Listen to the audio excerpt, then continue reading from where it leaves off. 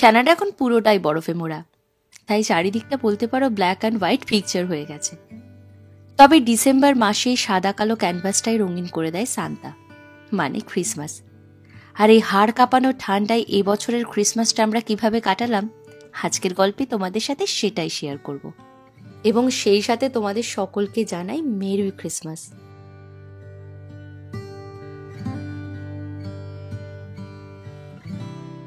নমস্কার, কেমন আছো সবাই?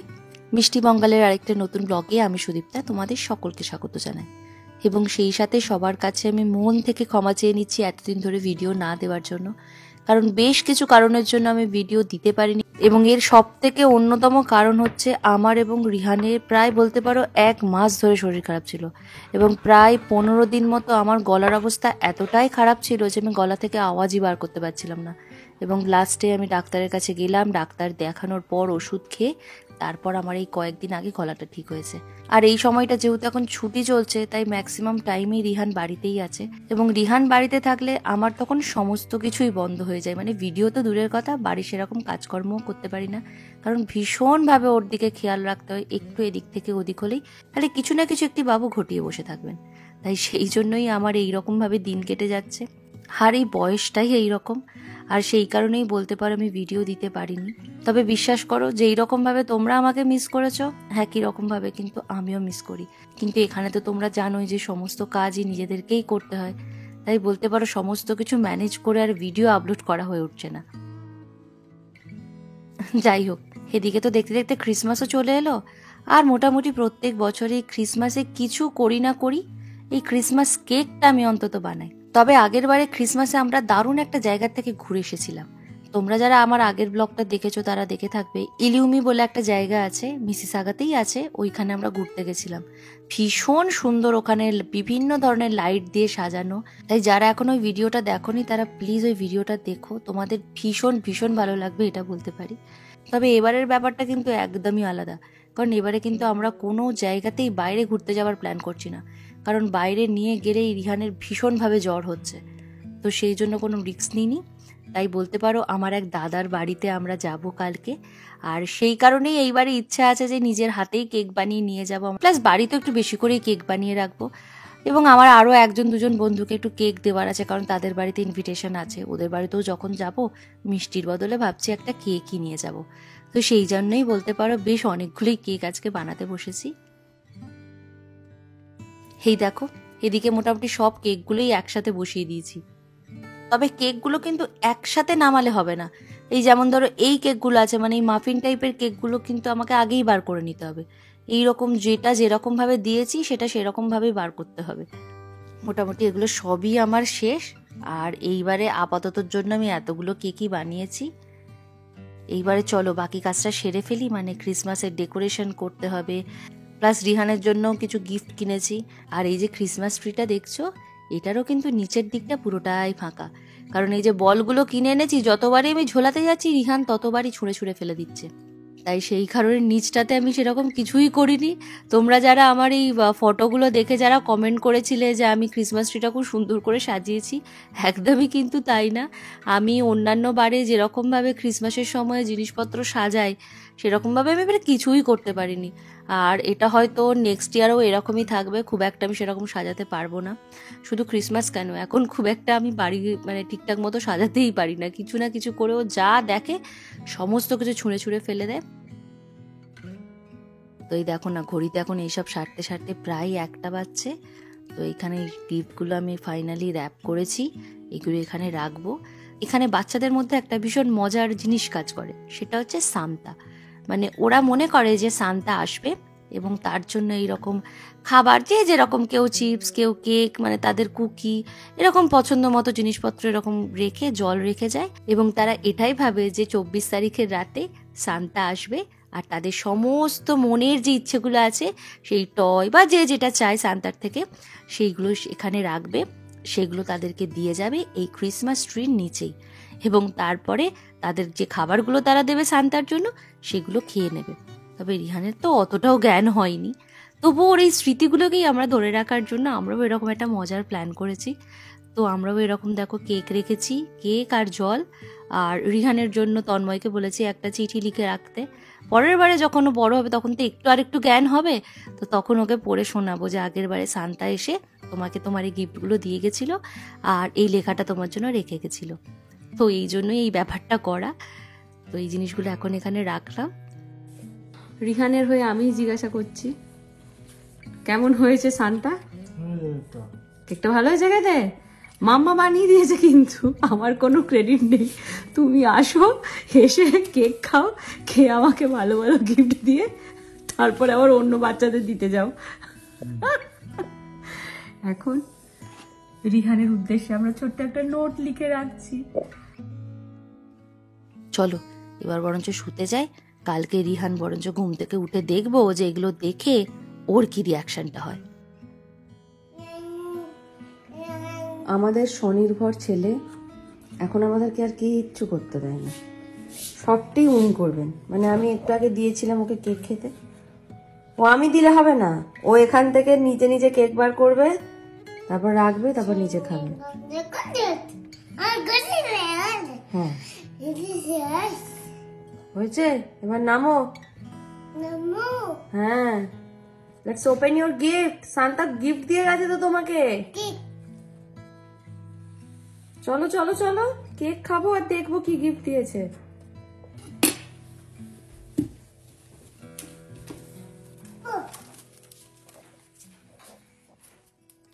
ও জানে ওর যেটা চাই ও সেটাই সবার আগে খুলছে।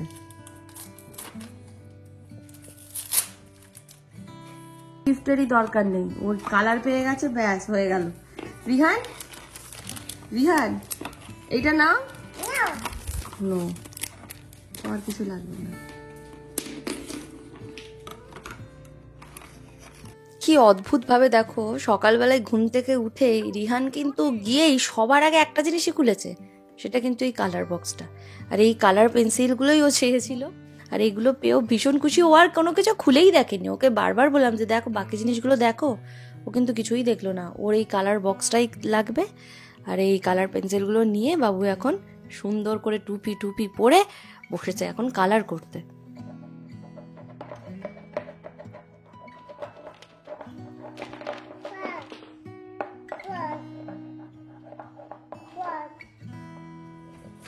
সান্তাটা দিয়েছে তো, চিনিসা কিরম করে ছুঁড়ে ফেলে দিল। সান্তাটা দিয়ে গেছে তোমাকে লিখে। হ্যাঁ পড়বে, বাবা বিদ্যান পড়ছে।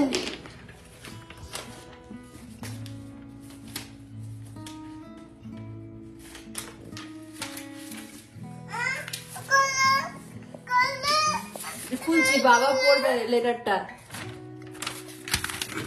আমি পড়ে শোনাই কি লিখে গেছে। বাবাও পড়বে।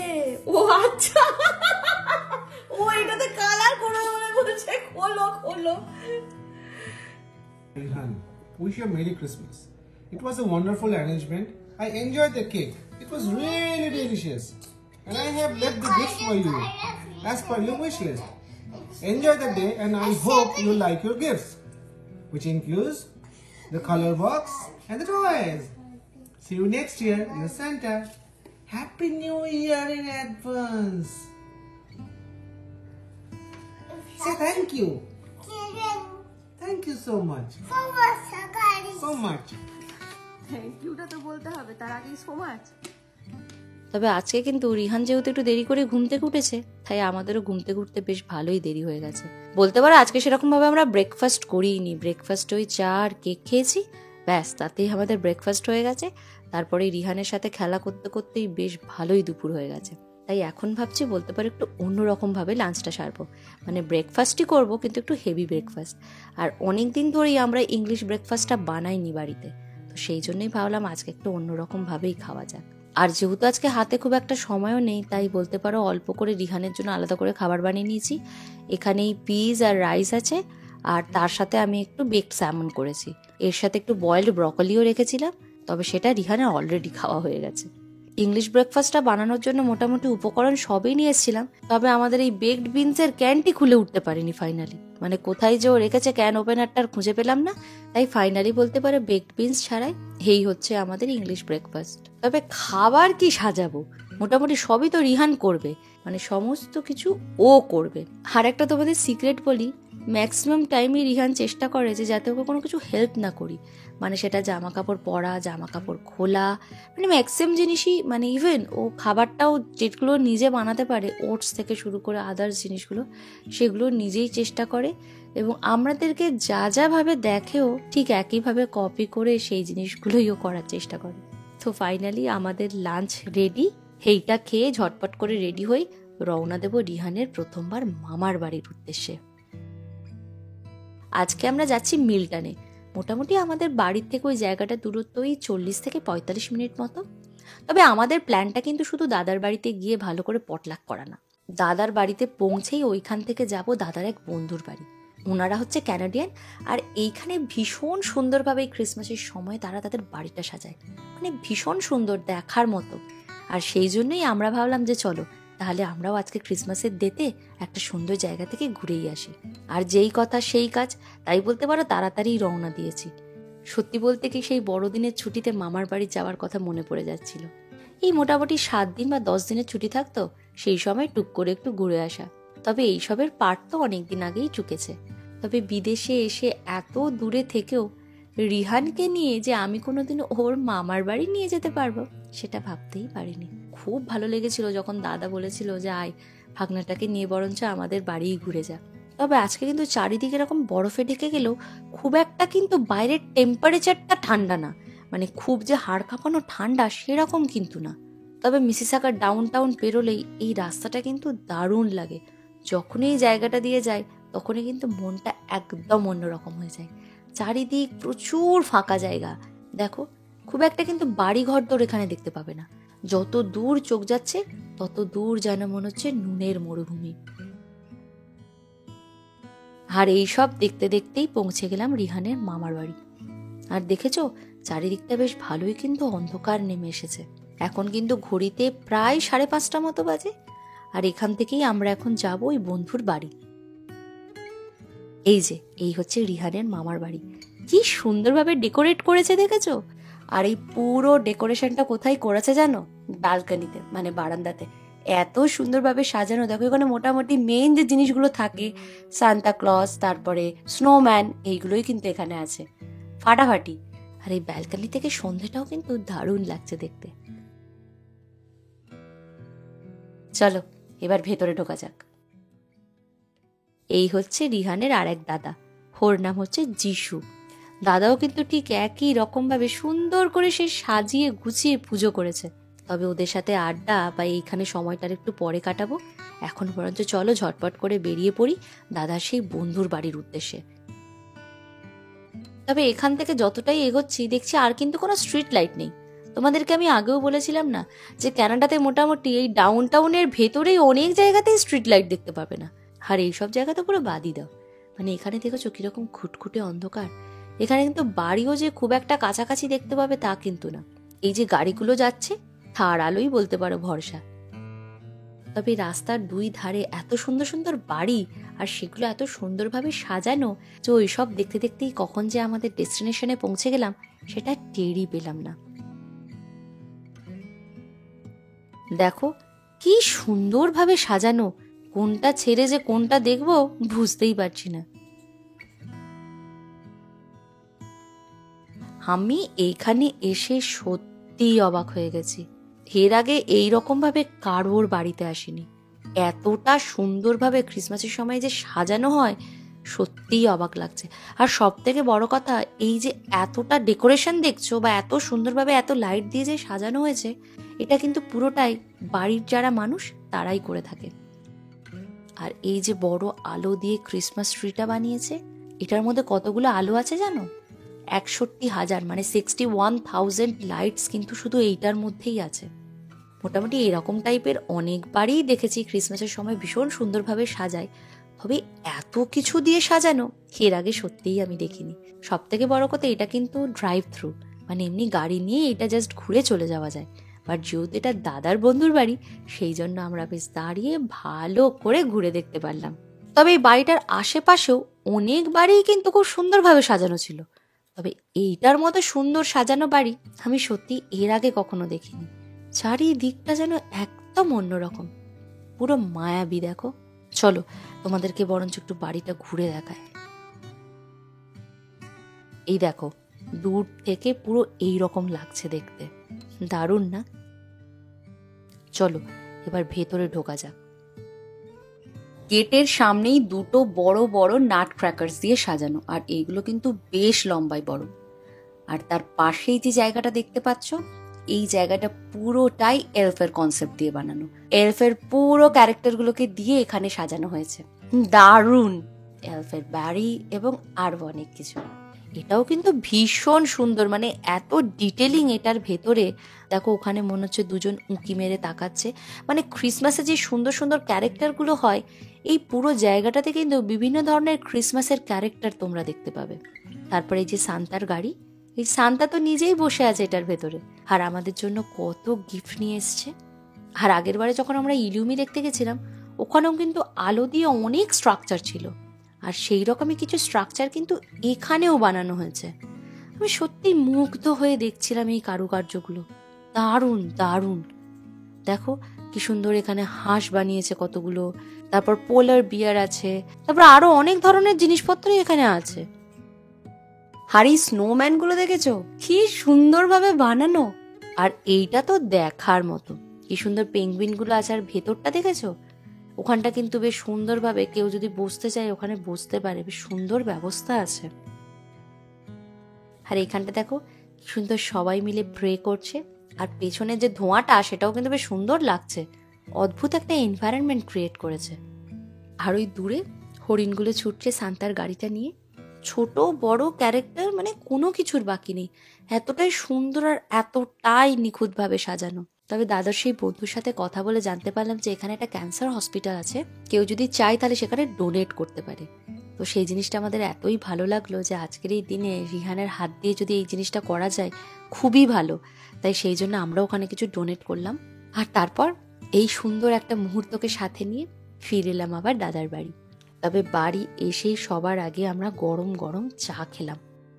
আর রিহান প্রথমে চুপচাপ থাকলেও তারপরে আস্তে আস্তে এতগুলো গাড়ি পেয়ে ব্যাস, ওকে আর ধরে কে, ও মোটামুটি খেলা শুরু করে দিয়েছে। হয়তো বলতে পারো রিহানের সাথেই আমরা পুরনো নিজেদের ছেড়ে বেড়ার অনেক জিনিসই আবার ফিরে পাই। এইদিকে আমার বন্ধু মানে তানিয়া খুব সুন্দরভাবে আমাদের জন্য পিজার ব্যবস্থা করেছিল, এবং এই পিজাটা কিন্তু পুরোটাই হাতে বানানো। এদিকে অবশ্য আমি তান্দুরি চিকেনটা ম্যারিনেট করেই নিয়ে গেছিলাম, তো ওইগুলোই এবার আমি ওভেনে ঢোকাবো। আর এইদিকে তানিয়া সুন্দর করে পিজা বানাতে শুরু করে দিয়েছে। আর পিজা দেখে রিহানের তো মোটামুটি তর্স হয় না, ও পিজা পিজা করেই যাচ্ছে। পিজা পিজা খায়। পিজা আর তান্দুরি চিকেন এই দুটোই কিন্তু ওর ভীষণ ফেভারিট একটা জিনিস বলতে পারো, তাই সেই জন্য ও মোটামুটি আর কিছুতেই দাঁড়াবে না, ওর এক্ষুনি পিজা চাই। সত্যি ভেবেছিলাম এইবারে পুরোপুরি বাড়িতে কাটবে, একদম বোরিং। তবে ক্রিসমাসের দিনে কোথাও না গেলে না একদম ভালো লাগে না, তাই ফাইনালি আমাদের এরকম পিকনিক প্লাস এরকম ঘুরতে আসার প্ল্যানটা দারুণ দারুণ ছিল, দারুণ কাটছিল সন্ধ্যেটা। আর এই সমস্ত কিছু শেষ করতে করতেই ঘড়িতে প্রায় এখন 10:30 বাজে। সে বাই বাই, বাই বাই বলে দাও। বাই রিহান। See you see you. যদিও কালকে বক্সিং ডে ছুটি, কিন্তু রিহানের তো আবার বেশি রাত্রি করে থাকতে পারে না, তো ঘুম পেয়ে যায়, তো অলরেডি ওর ঢুল ছিল, তাই সেই জন্য ফিরে এলাম বাড়ি। সুন্দর নিরিবিলি একটা রাস্তা দিয়ে আস্তে আস্তে আবার ফিরে এলাম এই শহরের মাঝে। তবে আজকের দিনটা কিন্তু ভীষণ ভালো কেটেছে। আর তোমাদের আজকের ভিডিওটা কেমন লাগলো প্লিজ অবশ্যই বলো। আমরা কিন্তু এর মধ্যে আরও একটা সুন্দর জায়গা থেকে ঘুরে এসেছি, খুব তাড়াতাড়ি শেয়ার করব সেটার ভিডিওটাও। ভালো থেকো, টাটা।